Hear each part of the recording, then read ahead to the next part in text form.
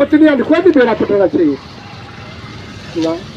और जब बेड़ा कोई न्यूका जब उन्हें बता रखी है तो आज प्रैक्टिकल में करके अगर हम 5 बजे मंदिर देखा हम भी दिन करते थे फिर आगे टाइम का रियाज सरकार मुर्दाबाद, एकेशन मुर्दाबाद, प्रधानमंत्री मुर्दाबाद।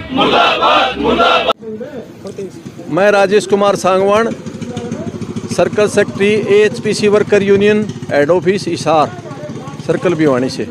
हमारा पड़ाव पूरे प्रदेश में सिरसा के लिए पूरे सर्कलों से 1 तारीख से जारी है।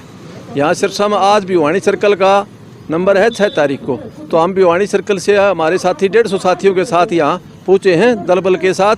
हमारा पुरजोर विरोध है जो सरकार ने कर्मचारियों के साथ कच्चे कर्मचारियों को पक्का करने की बात है और किसी भी किसान की, मजदूर की, छात्र की कोई सुनवाई नहीं कर रही है ये सरकार।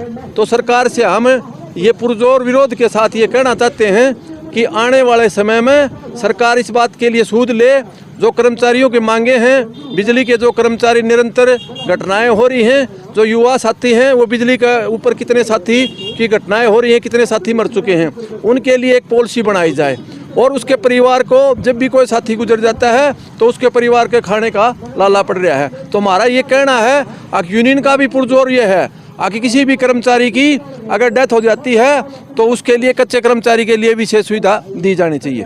एक चीज़ बताइए जी, जैसे अभी कोई कार्य कर रहा है तो कारीगर अपना जो भी है उसके दौरान उसे हादसा होता है, मृत्यु हो जाती है, तो उसके लिए वर्तमान में भी क्या प्रावधान है? वर्तमान में हमारी ये मांगे हैं उसकी घरवाली को, उसके बच्चे को, किसी आश्रित को नौकरी दी जाए। किसी भी हमारी मांग है ये भाई कौशल रोजगार निगम है उसके तहत उसको पहले बात तो ये है आज हमारे बिजली के कर्मचारी कौशल निगम के अंदर नहीं आने चाहिए। पार्ट 2 की जो पॉलिसी है हरियाणा सरकार की जुलाई 2022 की पॉलिसी है उसमें ये क्लियर लिख रखा है कि बिजली का जो कर्मचारी है पार्ट 2 का वो उस पॉलिसी के तहत नहीं आता। हम ये कहते हैं हमारी मांग है कि कौशल रोजगार निगम को भंग किया जाए। कौशल रोजगार निगम में किसी भी कर्मचारी की सर्विस है वो सुरक्षित नहीं है। 11 महीने का टर्म है, इसमें बहुत लंबी चौड़ी कंडीशनें हैं। सरकार ने ऐसा खेल बना दिया है जो कि बेरोजगार आदमी हैं मजबूर होकर के कौशल रोजगार निगम में अपनी सेवाएं दे रहे हैं। हम ऐसा है जो एजुकेशन के हिसाब से जो पढ़े लिखे B.Tech M.Tech छात्र हैं उनको उसकी शिक्षा के हिसाब से नौकरी मिलनी चाहिए। महकमे में कम लगभग 70,000 पद आज खाली हैं, उनको भरा जाए ताकि हरियाणा बेरोजगारी के में नंबर 1 हो चुका है। नंबर 1 पे है तो कुछ लोगों को रात मिलते हुए, कुछ कर्मचारी, कुछ बच्चों को रोजगार मिल सके। हमारी एक पुरजोर मांग है। लगभग 70,000 पद आज भी बिजली में खाली हैं। नंबर ऑफ कनेक्शन के हिसाब से अगर कंडीशन अगर देखा जाए तो 70-80 हज़ार पोस्ट आज भी खाली पड़ी हैं।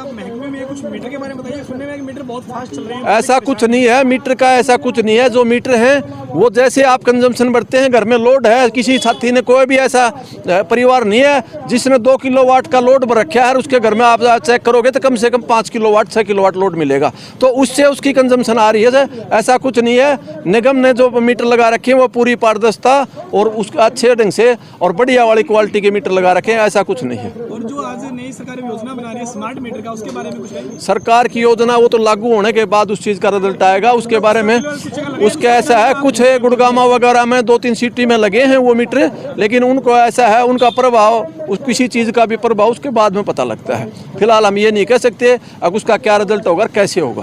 अगर वर्तमान सरकार आपकी भी मांगे नहीं मानती तो अगला क्या इसका? हमारा जो भी हमारी स्टेट के नेता जो रणनीति बना करके जो भी निर्णय लेंगे उसमें हम भिवानी सर्कल की वो तरफ से पूर्ण रूप से फूल मालाएं पहना करके और पूर्ण रूप से उसमें भागीदारी करेंगे जी। धन्यवाद।